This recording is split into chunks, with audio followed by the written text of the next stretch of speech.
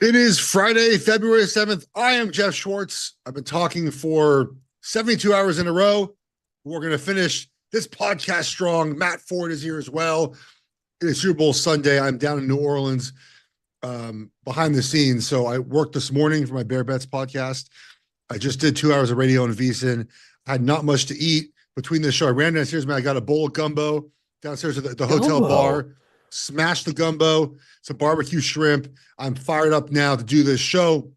What we are going to do for Super Bowl Sunday, which is this Sunday, is we're going to go over the entire game first, our thoughts about the game in general. We'll throw props at you as we go. Then at the very end, like we normally do, give your 5 favorite wagers with the help of Pine Sports, the great AI tool that we use here. Matt texted me earlier this week. Hey, Schwartz. I don't know if he called me Schwartz, but I'm guessing he said Schwartz in his head. Hey, actually, Matt calls me Geoff, I think. Geoff. Yeah. Okay. Most people call me Schwartz. You call me Geoff. Geoff, I'm having too much fun with Pine Sports. I'm making too many wagers. They're helping me out too much. Go to pinesports.com/subscribe. Put in the promo code Geoff. You get 50% off your first month. It is a great tool to use to help you prepare your wagers. You type in the Jaxon tool. And is it Jaxon? I always forget how to say it, Matt. I think we decided to do it French, like Jaxon. But, Jaxon. You know, that's up for interpretation. Yeah, Jaxon. Jaxon, I think, is the right name. You type in like, will Patrick Mahomes have more pass attempts? Or how many pass attempts do Patrick Mahomes have? How many sacks is this person going to have? Tell me that Patrick Mahomes is coming from behind. And it pops out answers for you. There's also tabs for NBA player props. We get to NBA says if you took LeBron over points or assists last night, good for you. He had about 60 of them.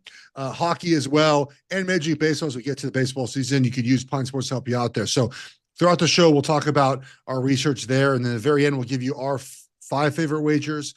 And we'll give you Pine Sports 5 wagers. We'll hope to make you money over those 15 wagers, Matt. I've talked about this game a lot this week, as we have mentioned. I can't wait to get here on Sunday. Look, when the game is over and the Chiefs have won, I will be happy that I have a Chiefs ticket in my pocket for money for them to win this game on the money line. If the Eagles win, which is certainly possible, they're a great football team, I'll be like, oh, cool. Chiefs finally lost, but at least I have the Chiefs.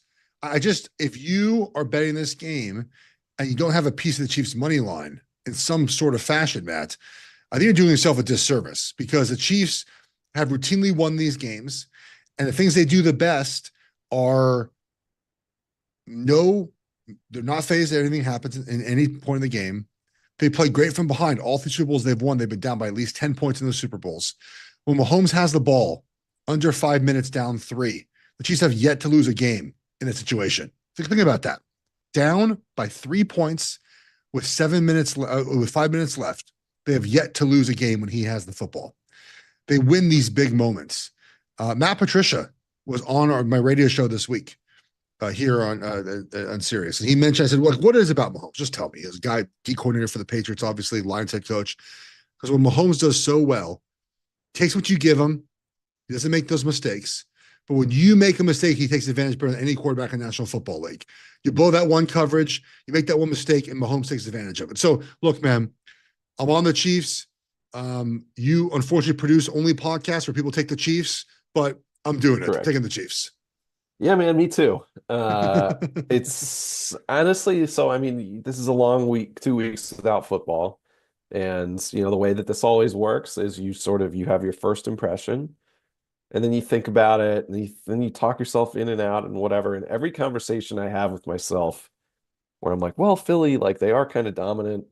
They can get things rolling, and they're kind of unstoppable. Like, at the end of the day, like, if the Chiefs are in a big game, you got to take the Chiefs, like, until proven otherwise. And, you know, I think it's interesting. Like, the books seem to sort of now be rooting for the Chiefs because of all of the Eagles money that's come in, but also there's so many Chiefs futures that I think they might actually kind of be looking for the Eagles now. We had Mike Palm on from the Circa, and they're going to need the Eagles for futures liabilities. Like the best result for them is probably, if there's no future liabilities, they might be rooting for the Chiefs, but the futures liabilities on Kansas City, they need the Chiefs to win. Yeah, they're probably going Eagles to win. under. Eagles to win. Yeah. Yeah. And Saquon Barkley to like not attend the game. That's probably the other thing they're rooting for. But yeah, I think, you can go back and forth forever, but at the end of the day, for me, it's Yeah. simple. It's the Chiefs are, you have to take them. I think there are a couple things that are going to be the really interesting, uh, you know, the strategic parts of this game are going to be really interesting. And basically, what will the Chiefs do to try to contain Saquon? What will they Yeah. try to do to protect Mahomes against the pass rush? Will they find some vulnerabilities in the secondary? Jane Daniels was able to do that a little bit last week. Stafford was able to do it. Jordan Love even had some moments where he was able to attack that defense a little bit. Let's see how they do in Yeah. a big spot. And then, I think the Joe Tooney left tackle thing is really interesting. And I'm sure, we'll get to that, but I think there's just sort of like, Yeah. there's a lot of like little strategic moves here. But at the end of the day, the Chiefs have the better quarterback, better coach, the Yeah. experience. It's just really, will Saquon or AJ Brown just, rip the Yeah. game open, which they could. It absolutely can. Look, the Eagles win, like I mentioned, like it wouldn't surprise anyone. They're a good football team. Like that's not that they can do things that affect the Chiefs. Yeah, look, a lot of the wagers for this game, Matt, and this is the hard part about wagering the Super Bowl because it's one game or correlated, right? So when I talk about the plays I'm going to give you guys, and I had you to look like so for those who I basically I normally track them on a spreadsheet, but I just wrote them down instead. So like I have like I have wagers so like many. I have and I There's it's so not much we can talk about. it might not be all of that. Now there's of course there's wagers like like a Henders shot anytime touchdown plus 3,500. Like that's not a wager I'm giving out for my five. There's a lot Right. of wagers in here that I'm not even giving out that I will tell you guys throughout the show. But a lot of them are correlated, right, Matt? And if the game goes a different way, I might be screwed. But I do have enough to cover me if Philly does well. I also think live wagering this game is pretty fascinating, Matt. Yeah. I think there's a possibility to get both teams at like +5 or +7, at some point, and you just sort of have some wiggle room there as well, and maybe middle it. Especially if the Chiefs come out and score first, you might get Eagles +5 ish. Like you might get a good number early on. Maybe the Eagles get up 10-0. You get Chiefs +7, +7.5. Like you're going to get some value there during the game. So, where do you want to start? You want to start with? We'll start with this. I decided. I just made my mind up. Okay, Chiefs offensive line, Eagles defense, right? So the Chiefs moved their left tackle, their left guard, Joe Tooney, all pro to left tackle about a month ago. And they had to do that because left tackle was a revolving door. That did two things. One, it stabilized left tackle and pass protection, but two, it made the run blocking worse because they put Caliendo left guard. Not his fault. He's not a starter per se. The Eagles are really good on defense, right, Matt? #1 pass defense in the NFL. Great run defense. Mahomes, by the way, is 3-0 in the postseason against #1 pass defenses, averaging 37 points a game. Just want to bring that up. He's good against these type of defenses. So the Eagles, I think, aren't going to, the Chiefs are not going to run the ball very well in this game. They haven't run the ball well. I don't think they're going to. And so that turns into Patrick Mahomes passing game, Matt, where I think we see guys like Kelce and Juju over the middle of the field catching a lot of passes. And then the Eagles are going to try to kind of, bow up in the red zone as they do and force the Chiefs to kick field goals instead of scoring touchdowns. So that's how I see that side of the ball going. Anything you see differently there? No, I think that's really interesting dynamic. And there's been some stories this week about some Eagles players being sick. Have you seen some of these? Yeah, so I was told that the Chiefs might have had this last week, and now the Eagles have the virus, the flu. Look, it's a Super Bowl, man. You have to drag these guys out of there, kicking and screaming to not play. So, yeah, I think Jalen Carter, they said, has been sick this week, right? Conveniently enough, it's the days when he has to do media availability. He's just managed to skip those days, Matt. It's weird how that works, right? The days you're sick are just the days he's got to talk to the media about what happened at Georgia. Then have to do that this week, I should say. So, yeah, I've seen that as well. But it's Super Bowl. I do wonder, some of it is like the Chiefs have been here before. The Eagles were here a couple years ago, but it is a much different defense than a few years ago for Philly. It's a lot of guys playing their first Super Bowl. And I wonder if that affects them early in the game as they're too amped up and the Chiefs are able to take advantage of, an Eagles defense that sort of hasn't settled in on the first drive. Yeah, that's very interesting. the Jalen Carter piece, like if he's not 100%, if there's, he is sort of, I imagine, who the Chiefs are going to be game planning for. I don't think they're super worried about the edge rush. No disrespect to Sweat and crew, Yeah, they're but not. They're not. I don't think they're super worried about that. I think they're worried about the interior. And, I think, again, if we're reading this game right, that probably plays into some rushing unders. Last week, the Eagles 2 weeks ago did that against Washington. Like I had Austin Eckler over in rushing yards because I thought they were going to be out of the gun the whole game. There was nowhere to go. And I think it'll be interesting to see if the Chiefs, how they integrate a rushing attack. Is it going to be with a bunch of, reverses and stuff like that? Like Pacheco's obviously not looked 100% right. Hunt, has seemed to run out of gas a little, even though he scored a lot. So that'll be interesting. I think, but yeah, obviously like that's a good place to focus. What else is catching your eye? Oh man. So let's go to the other side of the ball. Chiefs defense versus Eagles offense, Matt. This one, I don't have a lot of Eagles player props in this game, and I'll tell you why. I think the Chiefs are going to try to stop the run, right? Of course they are, which leads to Jalen Hurts passing the ball. But I can see the Chiefs defense playing well against the pass, right? AJ Brown on let's say Watson and McDuffie on Smith. Or I can see the Eagles doing a good job passing the ball. Like, I don't have a firm grasp, Matt, on how I think the game is going to go for the Eagles offense. They're going to try to run the football. We know that. The Barkley rushing numbers come down about 3.5, 4 yards from about 116.5 down to 112.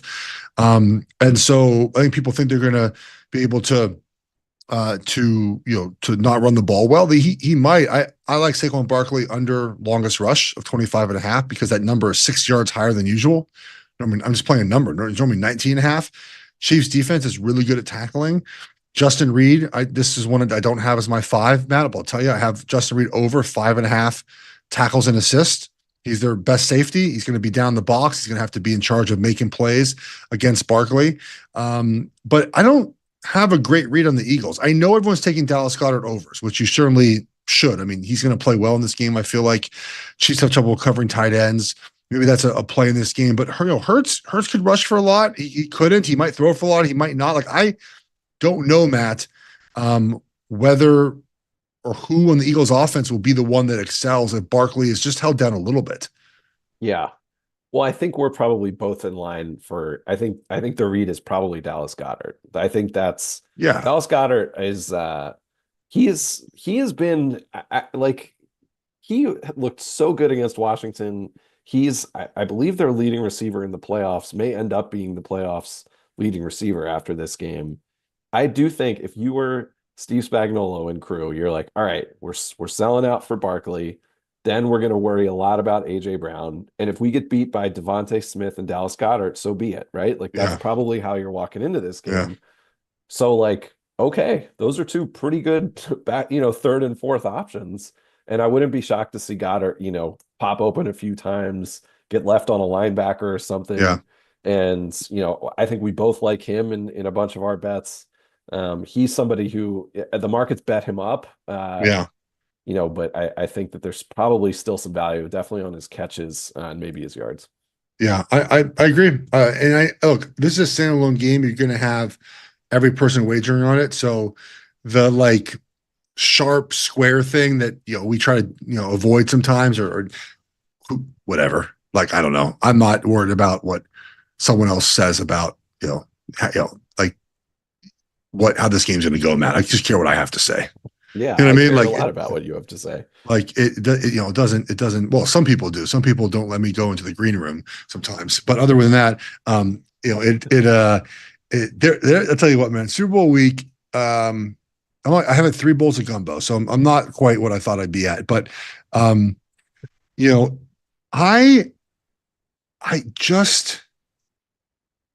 the older I get, I just don't like being around so many people. Like I live my life in Charlotte. I have my little community. I come to LA, see you and Gabe, see my friends in LA.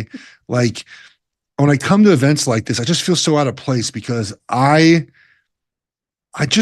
not high strung. I don't need things done for me. I just handle my own life and go to these events and you see these people that are just live a different life than I do.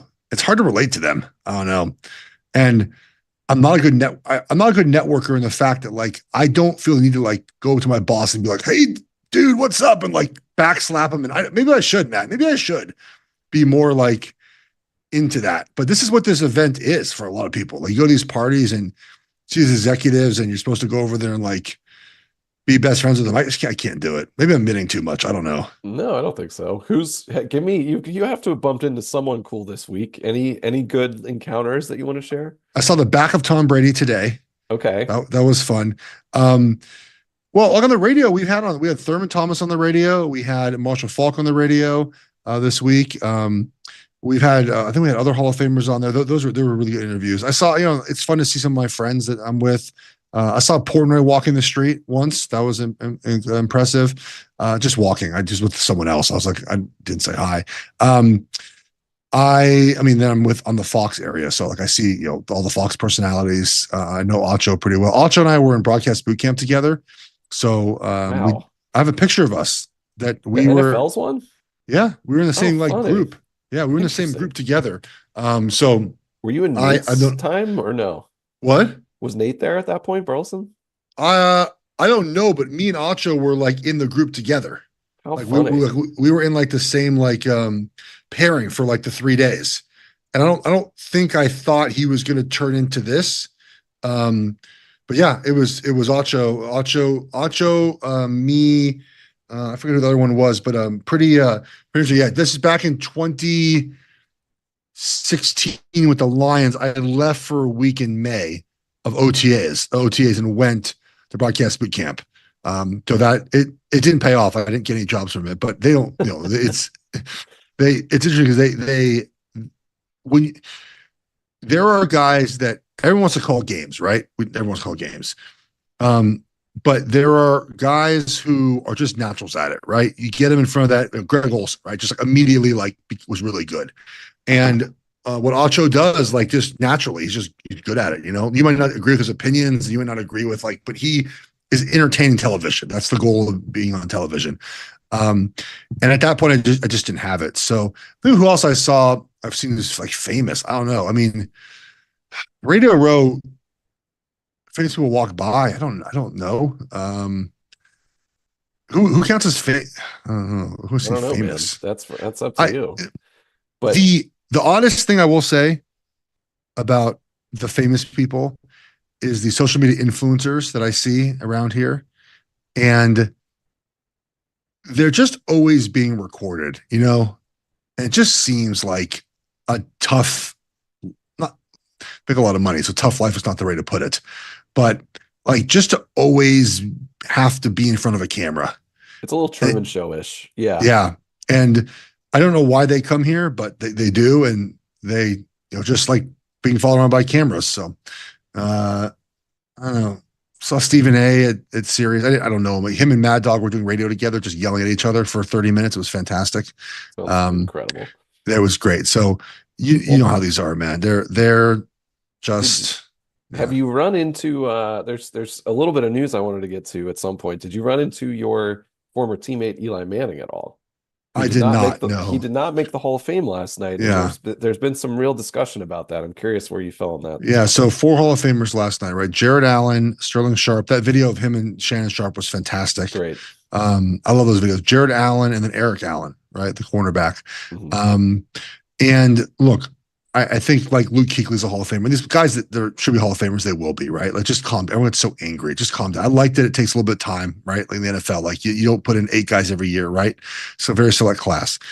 Eli Manning is very fascinating to me because only one other quarterback in National Football League history has 2 Super Bowl championships and not in the Hall of Fame. That's Jim Plunkett, right? And to me, the argument for Hall of Fame is there's 2 arguments. One, right? One is do you do something Hall of Fame worthy? And Eli Manning in those 2 playoff runs did. Fantastic, right? 2-time Super Bowl MVP, but he's only been in the playoffs 2 other times. He's not a perennial playoff player. Another one, this is the argument I had with Frank Gore essentially, is Frank Gore's not in the Hall of Fame yet, or did he go in last year? I think he's in, right? Frank Gore's in yet? I don't think he's in yet. He will be I'll in. check what he's on. Okay. I think he will be in, but he's like second all time in rushing yards, like some insane number. Is like, I think you have to be the best of your position or like top 5 for multiple years to be a Hall of Famer. And Frank Gore was never outside of one season, essentially. And Eli was, I don't think, ever that way. And like, it's hard to be like the 7th best quarterbacks in the Hall of Fame because they won 2 championships. Like is that what the Hall of Fame is? I think Eli gets in, but you look at the list and you're like, other guys are more deserving. He might get in like the 9th or 10th try. You get 10 tries just to put him in eventually. I think he will be in. He's a New York Giant. He's in an NFL family. He won 2 championships, but he was in any given year. I don't think he made any All-Pro teams. It's just hard. The other fascinating part about Hall of Fame and award ceremony. We'll get back to the game in a second. Don't worry, guys. We'll have all our wagers to end. We'll empty the clip. Don't you worry. Is Josh Allen won MVP? Yeah. First time since 1987 that an MVP quarterback was not the first team All-Pro. I'm kind of shocked. The NFL voters actually used the word value in how they made this vote. So Lamar Jackson was first team All-Pro, a quarterback, which the same voters vote for both. I know there's some consternation with the voting panel. If you look at the 50 names, it's interesting. Media personalities that like, you're like, oh, okay. Like, where's my vote at? I'll take a vote. That 7 or 8 had to switch their vote to Josh Allen for MVP after they voted Lamar Jackson first team All-Pro. And I talked to one of the voters. I knew one of the voters, and the reasoning was what I think it's going to be, is that we wanted to give both guys recognition for the season. We thought Lamar was the best quarterback. We thought Josh Allen was the MVP, played with basically a worse roster around it, which is true. The Bills had less Pro Bowlers and less All-Pros. But the NFL doesn't do this ever, Matt. This is like not what the NFL has ever done. The one interesting parts is, you see that the poly market movement before the MVP vote? I saw there was a big bet. Yeah, $600,000. Josh Allen. Wow. Yeah. And like 2 hours beforehand. So they must have been tipped off that Josh was going to win. So good for Josh. I mean, but it did surprise me. What was your thoughts on it? Yeah, I think that's the right choice for the reasons you outlined. I also was surprised by it, but the MVP now, sports are so self-aware that now we understand what the impact will be if Lamar wins it 3 times and Josh has never won it. Like, there's this whole other conversation that sort of turns it from like, well, I don't know, I think this guy had the best season. And now I think, looking back, it sort of does seem like it was Josh's year. I think if you were to do it now, it would probably be Josh, then Saquon, then Lamar, and then does Jared Goff even make the top 5 if you were to like do it today with everything we knew? So I think that's pretty interesting, but I think the story of this season will end up being Barkley, but Allen is probably the right choice for the award. But yes, good for him. I think, what's funny about that award is the take I made that I know you agree with. Like, everyone would trade any of those quarterbacks for Mahomes. And the fact that Mahomes and the Chiefs went, essentially 15-1, and then, are still getting sort of shut out of the awards is interesting. And I wonder if it will play a role on Sunday as they close in on potentially the first three-peat in the modern NFL history. The Mahomes thing again, like, because he's like, you watch him play this year, and there's not even a lot of like MVP moments per se. But then you remember in the Buffalo game, it was like 3rd and 18, and Tony Romo was like, not a lot of plays here, but I bet Mahomes can make a throw. And he made an incredible throw, and Hollywood Brown was just out of bounds. I don't know if you remember that throw. You're like, only one person in the world can make that throw. It's Patrick Mahomes. And that's what it is. Lastly, about the awards, Matt, do you agree that an NFL player died on a field and came back to life? Is that like fact? Do we have that as fact? Yeah. That player, DeMar Hamlin, is still not one comeback player of the year. That's coming back from death. Feels like the definition of the award. Yeah, and is a starter for a team that was, in the Final Four. Like, I don't know Yeah, what that is funny. It's like, why didn't he win it this year too? Like but let's, like. Joe Burrow hurt his wrist, so So let's give Joe it to Burrow's him. won this twice in like 6 years. Good for Yeah, Bengals fans. That's something they could put in the trophy case. I'm sure they would love to obviously have other wins. No one trolls the Bengals better than Nick Wright. So yeah. good. You do a Good. decent job yourself. I I just leave want it to to Nick though. I just want to mention, of course, Jaden Daniels won Rookie of the Year. Uh, To the one voter who voted for Brock Bowers over Jaden Daniels, God bless. I wonder if that person can look in the mirror and think, yeah, the Raiders could probably call Washington and trade Brock Bowers for Jaden Daniels. They would probably do that trade, right? Um, two sort of addendums to that story, Geoff. Last night, my wife's out of town. The night was getting kind of late. I may or may not have enjoyed a edible bite of marijuana. It's possible that happens. Legal in California. Legal in California, and I had about an hour in me, and I was like, what should I watch? Like, I don't know. I'm gonna wait for Ivy for Severance. There is this 54-minute rip of Jaden Daniels highlights that the NFL posted. And I sat there, Geoff, and I watched the whole thing. I watched the whole thing. And then today, our friend Paige, who's our head of talent here at Blue Duck, worked with Jaden on something and sent me a video of Jaden saying hello to me and hello to my son, which meant so much to me. So a nice little day for me with Jaden Daniels. I did not see Paige. You didn't see Paige? Oh, I'll text her now. I don't know. I mean, I don't know if she's at Radio Row. I mean, I'm not there today, but that's a great story. So you stayed up for all 54 minutes? Yeah, I watched it from 8:35 to 9:30 or so, plus or minus some ads, and yeah, he's pretty good, man. My film study has concluded he's pretty good. Are you Sans kid right now too? No, kids at daycare right now, but no, I'm talking about like, oh, so he was sleeping. Okay.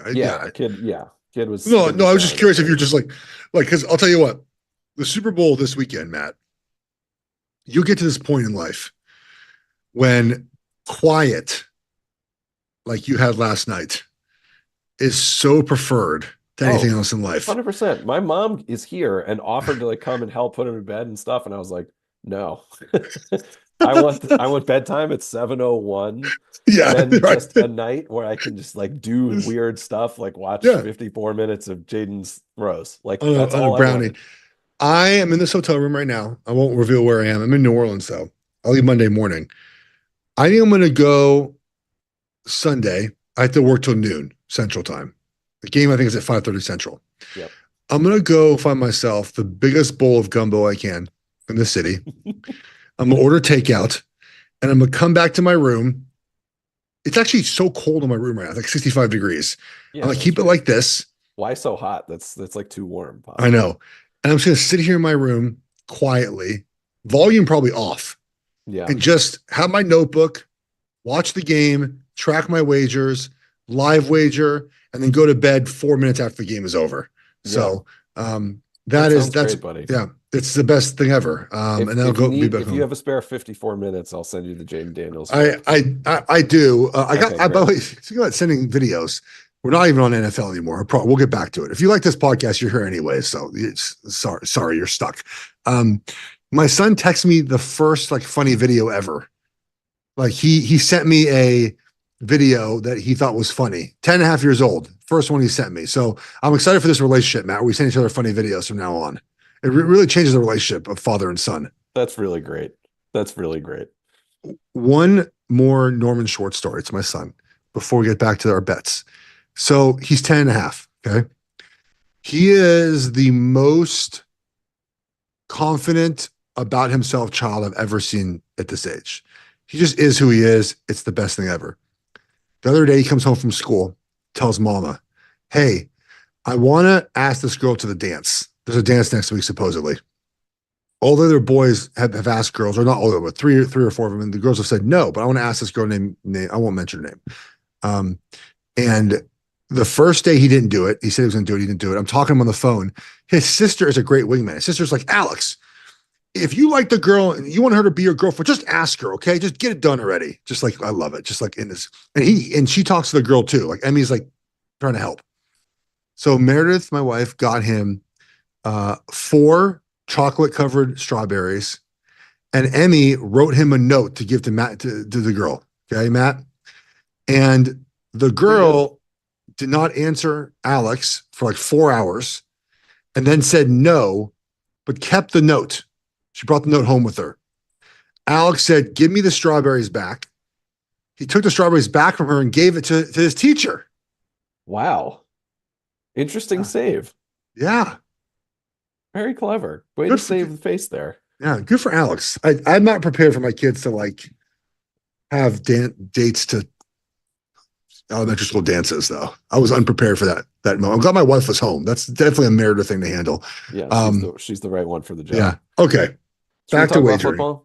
Here's what I talked about football for so many freaking days. I was just trying to talk about anything else for 15 minutes. How do you want to do it, buddy? Go ahead. I think what we should do is we should reveal our top 5, and then we should unload the clip on all of the insane stuff. And we have to end the show. We have to end the show with your take, my favorite Geoff Schwartz take, which is the Gatorade prop. Okay. So that's going to be at the end. Why don't we go through your, my, and Jackson's top 5 picks here? Let me pull this up. Let me pull up.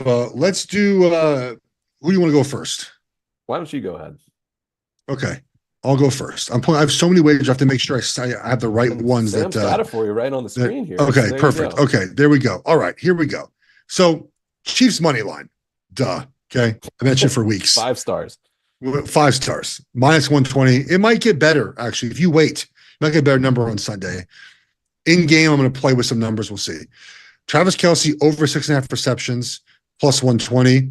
Normally, Matt, this number is 5.5. All right. 6.5 this weekend. You can find a 6+ reception number for 150-ish. So you can lay some more juice, get a better number if you would like. Games where Kelce is coming off a bye in the postseason since 2019. He's had at least 6 targets and at least 6 catches in all 9 of those games. In 7 of those 9, he's had at least 10 targets, I think like 9 catches. So he catches the ball when they have rest. And the Eagles' defense is set up to where the middle of the field, I think, is pretty vulnerable. If Pat's scrambling, wants to make quick passes, Kelce's right there. Talked about it earlier. Patrick Mahomes has to throw the ball in this game for them to be successful. Over 35.5 pass attempts. Under 6.5 punts. I don't even know what's punting, Matt. Go for on a 4th down, kick field goals, be aggressive. And then Saquon Barkley under 25.5 for his longest rush. We'll round out my 1-star play. So money line, Kelce, Mahomes, punts, and Saquon Barkley. I will also say the middle of the field will be a theme here. I like Juju Smith-Schuster over yards and over receptions for the same reason as I like Kelce over as well. So those are not, those are some of my stronger plays, not one of my 5. What do you got, Matt? Interesting. All right. Well, I had a few similar thoughts here. I also went with the Chiefs. And by the way, Geoff and I think I'm beating you by maybe 1 point as we we've been pretty Super Bowl here. So I kind of hedged here. I took the Chiefs with the points, so that at least have a little bit of variation there. I'm willing to lay the 1.5. We've talked about that at length. Okay, Mahomes over 5.5 rush attempts. So I'm surprised we can still get this number because his yardage prop has continued to go up. I was on this last on the AFC Championship game, and people were like, "Wow, that's right. They designed runs for Mahomes." Like, yes, Mahomes not only will get some looks on the design runs. I think especially when you get that pressure up the middle. We watched Daniels do this. Like, you can sort of sneak out and get a yard or two. Mahomes is very good at not taking a big negative play. And then you also have the kneel down value here, right? End of the half, end of the game, you could maybe get 2 carries there. So you have to lay a little bit of juice at 130, but at 5.5, I think that's a good bet. This is a fun one. Mahomes and Hurts, both quarterbacks, to complete their first pass. So I did a little bit of look on this. So obviously the theory here is you have 2 weeks off.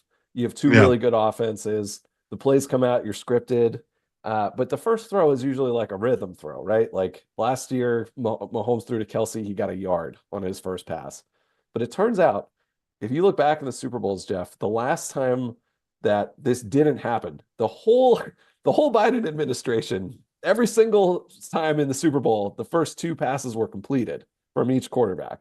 So it was the last Super Bowl where this didn't happen was Super Bowl 54. This is Super Bowl 59. So that's 3. This is obviously the 3rd Super Bowl in there. That's the Bengals and Rams. That's the Chiefs and Bucks. So Yeah, there's easy throws. a Yeah, lot that of makes history sense. here. Makes sense. So you can get that at just -110. So DeAndre Hopkins, I liked him instead of Smith-Schuster as a target in this game. The Chiefs love to do this where it's like, oh, it's the Super Bowl. We're going to feature a guy who we haven't really seen in a while. It's either going to be Juju, DeAndre, or Hollywood Brown, right? Like one of them is going to pop in this game. But DeAndre Hopkins, this is just a total narrative play here. 11.5 receiving yards. This is a guy who spent his whole career knocking on the door in Houston. He's sort of like been through every single situation. He made a big statement this week about how much this game means to him and sort of the summation of his career. I just think that he's a really good receiver, and they're going to find him as a sort of forgotten guy. They've kind of kept him on the shelf. He hasn't really done much the last couple weeks. So I like him here at -115. And then, Geoff, this is my favorite.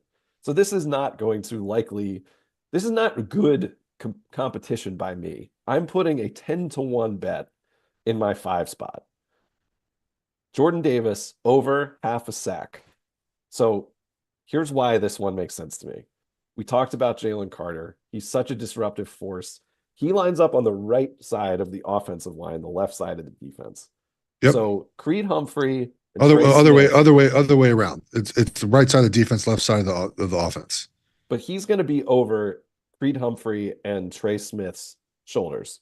No, other side. No, he went over Cosme's side last week. Only 6 snaps. Only 6 snaps. Interesting. Well, they're going to move him around, but the problem is, actually, I like this for a reason. Go ahead. Yeah, I think it's probably the same reason here is that Joe Thuney is kicked outside, and now the weak point of the Chiefs, the Chiefs offensive line is going to be that left guard spot. So they're going to have to be, there's going to be stunts. There's going to be all kinds of stuff up the middle. And Jordan Davis doesn't get a ton of opportunities, but Jalen Carter is going to get everybody's attention. Jordan Davis had 1 sack all season, but he also did have a sack last week or 2 weeks ago against Jade Daniels. His snap count went up in the playoffs. He's a really difficult matchup. At 10-1, I think it's pretty good. And by the way, Jalen Carter is sick, allegedly. So even if he takes a few extra plays off, even if it's 5 plays, that gives Jordan Davis a few more snaps, that increases your chances. So at 10-1, I think this is a fun dart throw. So I threw it in here as my 1 star. Do we give you 10 points if you get this one? No. I laid the wood, buddy. 10-1. Let's go. Okay. I don't dislike this because I think that there's a possibility that all the attention goes to Jalen Carter and Jordan Davis is freed up one-on-one and to make some plays. Yeah. But I think bringing down Mahomes will be his hardest part. There's opportunities to get free and we'll see. All right, let's do Jackson's 5 plays here. And then we'll just unload the clip. Jalen Hurts over rushing yards here.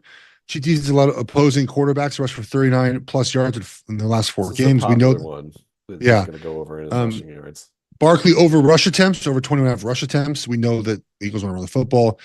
Mahomes over 1.5 passing touchdowns. Because the thought is like they use the run game to the pass game to run the ball sort of idea, right? Dallas Goedert, the entire country is on Dallas Goedert over receiving yards. They have 49.5 at -130, so they're laying a little bit of juice there. Xavier Worthy over 6.5 rushing yards. That's another popular one. I tell you, it feels like the Pine Sports AI system has been rating some of like the influencers on social media with some of these wagers, though. This is very much what we're going to get from our favorite fades this weekend. I think the Hurts one makes sense to me. I would rather I could look dumb. I think Jalen Hurts just to score a touchdown. That's at -110. Yeah, if I was playing a Hurts rushing prop, and I will. That will probably be the one. The Goddard, that's a good number if you can get it. And Worthy, like he'll get his carries. I think out of the backfield, but we'll see. That's a higher number. I think I took him at 3.5, maybe 2 times in the playoffs. Yeah. All right. Do you want to upload the clip on some other ones? You have taken them. What do you got for me? Let's go ahead. Well, pull my back notebook to here. The receivers. I really like Chiefs over 8.5 receivers in this game. First of all, I think you could also do the over 2.5 players to throw a pass. I just think that in order to beat this Eagles defense, you have to go a little bit out of the box. And we've already talked about all these guys who I think are going to contribute. And there were 8 receivers last week. or in the AFC Championship. I'm not sure that Noah Gray even got a ball in that He one. didn't. He didn't. So if you just have the same exact performance as the AFC Championship but Yeah. add Noah Gray, who's been really good at it throughout the playoffs, then you get to 9. I think there's a lot of ways you get to 9. There's P Ryan, there's the 3 running backs. We both like the game script for Mahomes throwing a lot, so I think that's pretty good value. And I got that at plus 140, I think. So you can still get Okay. it out there. That one was at DraftKings. Give me another. All right. Eagles first sack minus 120. I like the Eagles to get home first. I like that one. I did these two. So I took first catch of the game, Worthy plus 700 and Brown plus 1,000. The two wide receivers for the Chiefs, so they get the ball first. These just pizza money, right? Okay. I told you the Hendershot one, anytime touchdown. Okay, we got that one in. Okay, I saw this on an offshore. Chiefs to come from behind and lead in the fourth quarter. It didn't say win, just lead plus 199. Interesting. I like that one. Yeah, it feels pretty good there. So that's about the clip, buddy. I mean, I got a lot here. Second half, highest scoring half, minus 115. I like that one as well. She's money line. Yeah, I mean, Bucker over 1.5 field goals, which is now juiced so high you just can't even hit it, I don't think. A punt to be a touchback at plus 130. Like that one as well. Interesting. The punters in this game are the 2 lowest touchback rate punters in the whole league. Yeah, they're good. Yeah. There's other ones like I saw and I'm gonna crib one from, I think Stormy had this on my VSiN show. Like Eagles to convert a 4th down attempt on their first drive is like plus 800. Huh. Chiefs is like plus 1,100. There's so many wagers. There's so many wagers to make. All right, Matt. Can I give you a few more? Yeah, please. On DraftKings, you can get Travis Kelce to score the first and last touchdown at plus 9,500. Oh. If this is his last game, he might be featured, especially at the end. I could see the storybook ending for a guy who understands how to work the spotlight. Each team to score at least 1 rush and pass touchdown. That's plus 220. I like that one. Let me see here. There, Smith, Goddard, and Hopkins to all have, that's Devontae Smith, to all have over 40 receiving yards is plus 1,300 at DraftKings. It's a really good number. And then I really like these triple crowns. This is one that I haven't played with much, but basically the way that works is you pick the leader in each category, rushing, passing, and receiving. Yeah. And that one, it's like you can kind of just safely think it's going to be Mahomes and Barkley and then just start to play with the other outputs. Yeah. So Kelce's plus 500. What about Goddard? Goddard is plus 1,600 with that trio. Yeah. So I put down a full unit on that because that feels like a lot of fun. And then I liked any tight end to record the first touchdown is plus 420 at Caesars. And interesting. That's we like Goddard, we like Kelce, we like Noah Gray. There's lots of ways that one can cash. So that's a fun one. How about who will they show first on the anthem on my offshore? Okay. Taylor Swift is plus 300. Travis Kelce's minus 600. If I lay like 2,400, I win $400. Is it worth it? Yeah, I don't know, man. What's your thought process? They're not showing Taylor Swift. Are they showing Taylor Swift before Travis Kelce for the national anthem? The answer is absolutely no. Yeah, probably not. Is that first of anyone, or is that head-to-head? Between head-to-head.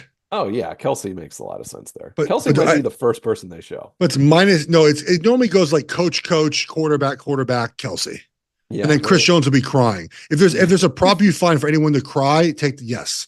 That's it. I'm done. Can you give me the Gatorade take? It's my favorite. Okay, yes. The Gatorade take is simple, and we're actually seeing movement now on yellow-green with the Eagles using 2017. So essentially, the winning Gatorade color, if you think the team with the white jersey is going to win, it's not going to be red or orange because that stains the jersey. So if you think it's going to be the Chiefs, you got to choose purple or even, lime, I guess, but it's been purple for the Chiefs, or water, because they're not going to have a color that stains the jerseys. It's just, if you drink red Gatorade during a game, it's going to pour all over your jersey. Orange as well. So yellows and purples, purple's basically white, like it doesn't stain, right? And the Eagles obviously won with green yellow. They have green jerseys. You can get away with any color you want, essentially, with dark. So that's my take on it. Tom Brady, by the way, had purple for like every year. He must have been a purple guy, even in Tampa Bay. But with those white jerseys in Tampa, I think. So that makes a lot of sense. They wore white a lot in New England as well, in a lot of their Super Bowls and Super Bowl wins. They wore white like Atlanta, Seattle, Tampa wore white when they beat the Chiefs. A lot of white uniforms for Tom Brady. And those were the years that they had purple as well. So that kind of goes to what I've been saying about the jersey colors. Yeah, the Chiefs went purple the last two, right? Yes, one was white, obviously, in 2022. Interesting. Yeah. Yeah, I would imagine that they would just keep it relatively consistent. But yeah, interesting. I've always enjoyed that because you're essentially betting on which team you think will win. Correct. But then, the Chiefs threw a goddamn purple at us last year out of nowhere. So, that sometimes they keep us on our toes. Matt just sent me the video of Jay Daniels saying hi to you and your kid. Did you watch us on the edible last night? No, I got it this morning. Okay. But I think it would have broke my brain. That's actually what I was doing on Thursday night. Unprompted. I mean, you should. All right, buddy.